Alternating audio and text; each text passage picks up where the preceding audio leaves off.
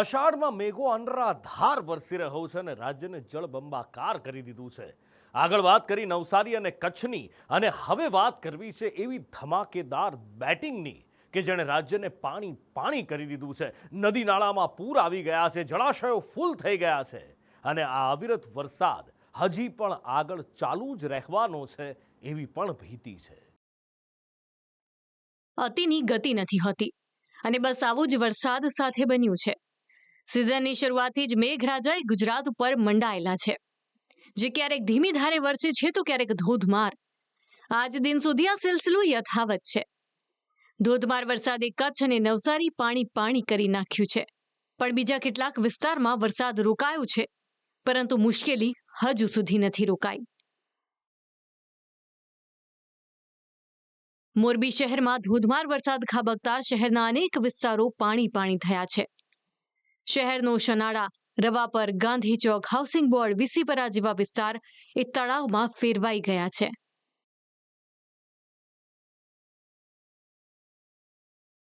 દેવભૂમિ દ્વારકામાં છેલ્લા કેટલાક દિવસોથી વાદળો મંડાયા છે. કાળા ડિબાંગ વાદળોનો ધીમી ધારે માર ચાલુ જ છે. આ વચ્ચે દ્વારકાના દરિયામાં કરંટ પણ જોવા મળી રહ્યો છે. ગોમતી ઘાટ ઉપર 10 થી 12 ફૂટ ઊંચા મોજા ઉછળી રહ્યા છે. આ બધાની વચ્ચે દ્વારકાના દરિયામાં ઊંટ તણાઈ આવ્યા. વાડીનારના દીનદયાળ પોર્ટની જેટી પાસે 8 થી 10 જેટલા ઊંટ તણાઈ આવ્યા. તપાસ કરતા માલુમ પડ્યું કે દ્વારકાના સિંગજ ગામેથી તે તણાયા હતા. હાલ ઊંટોને પણ બહાર કાઢવાની જહેમત કરવામાં આવી રહી છે. બીજી બાજુ અવિરત વરસાદના મારથી દ્વારકાના કલ્યાણપુરના સીનો ડેમમાં ગાબડું પડી ગયું છે. પાણીનો પ્રવાહ એ સતત ચાલુ રહેતા સૂર્યાવદરથી આશિયાવદરને જોડતો માર્ગ પણ બંધ થઈ ગયો છે.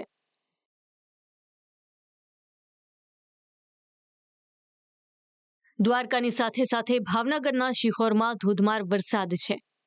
શિહોરમાં ખાબકેલા ભારે વરસાદથી અનેક નદી નાળામાં પાણીનો ધસમસતો પ્રવાહ જોવા મળી રહ્યું છે. ભાવનગરની સાથે બોટાદમાં પણ સતત વરસેલા વરસાદથી નદી નાળા અને જળાશયો છલકાઈ ગયા છે. ગઢડાનો ભીમદાળ ડેમ ઓવરફ્લો થતા અત્ર તત્ર સર્વત્ર પાણી જ પાણી દેખાઈ રહ્યું છે. અવિરત વરસાદથી દક્ષિણ ગુજરાત પણ પાણી પાણી થયું છે. નવસારીમાં પૂર જેવો પ્રકોપ જોવા મળી રહ્યો છે, તો આ તરફ સુરતમાં તો ખાડીપુરે હાલત બગાડી છે. સુરતના સણિયા હેમાદ ગામે ખાડીના પાણી ફરી વળતા જિંદગી મુશ્કેલીમાં મુકાઈ છે.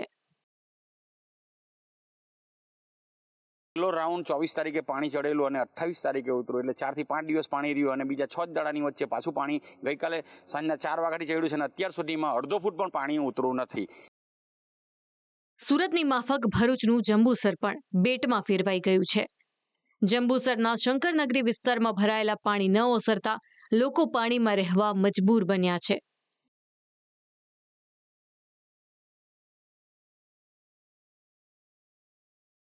અમારા રેલવેનું કામ ચાલુ થયું, અમારો કાસ પૂરી દીધો, પણ અમને પાણીની એટલી તકલીફ છે, અમારા છોકરા બી સ્કૂલમાં જઈ શકતા નહીં ને આટલા કાદવમાં ને કચરામાં અમે ફરીએ. એક બાજુ વરસાદી પાણીનો જમાવડો હેરાન પરેશાન કરે છે, તો બીજી બાજુ તૂટેલા ફૂટેલા રોડ રસ્તાએ જિંદગી નર્ક સમાન બનાવી છે. વલસાડના કપરાડા અને નાસિક હાઈવેનો ડ્રોન વિડીયો સામે આવ્યો છે, જે જોતા એવું જ લાગશે કે હાઈવે ઉપર ચંદ્રની સપાટી માફક ખાડા પડ્યા છે.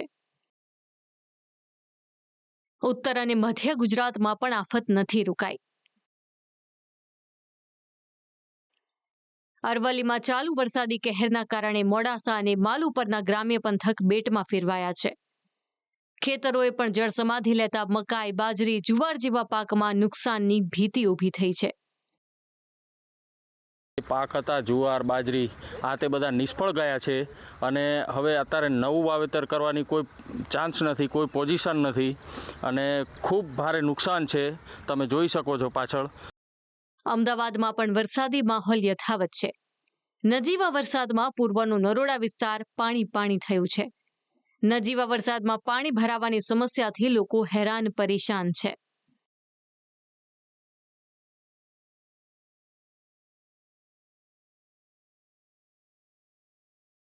વાસ્તવિકતા હવે તમે જોઈ શકો છો, નિકોલમાં એક પણ જગ્યા એવી નથી જ્યાં અત્યારે પાણી ભરાયેલા ના હોય, અને ઠેર ઠેર રસ્તાઓ ખોદેલા અને ખાડાઓ પડેલા છે. રસ્તાઓમાં લોકો બાઇકો પડી જાય છે, ગાડીઓ અંદર ફસાઈ જાય છે, અને 1-2 મૃત્યુ પણ થયેલા છે એના કારણે આ સિઝનમાં.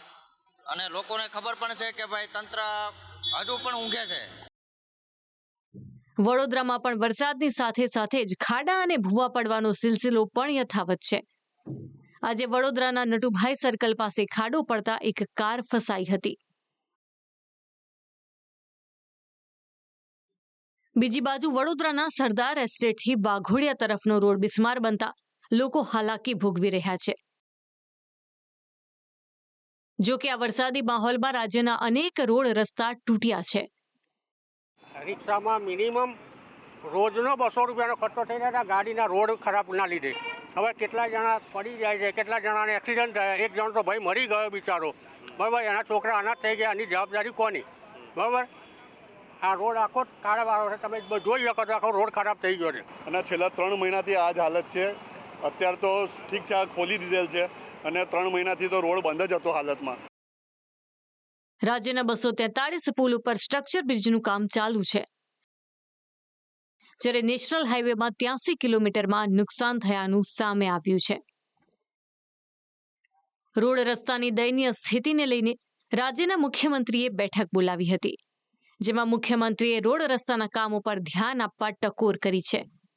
ક્વોલિટી વર્ક થાય તેવા કોન્ટ્રાક્ટરને કામ આપો તેવું કહ્યું છે.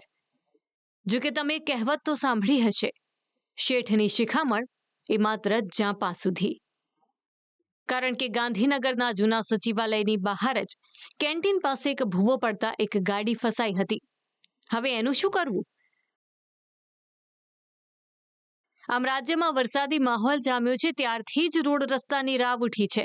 એક પણ શહેર તેમાંથી બાકાત નથી. પરંતુ ગુજરાત ઉપર મંડાયેલા મેઘરાજા હજુ સુધી નથી રોકાયા, ત્યારે આ વધી રહેલી મુશ્કેલીઓ ગમે ત્યારે વિકરાળ સ્વરૂપ લઈ શકે છે. બ્યુરો રિપોર્ટ, સંદેશ ન્યૂઝ.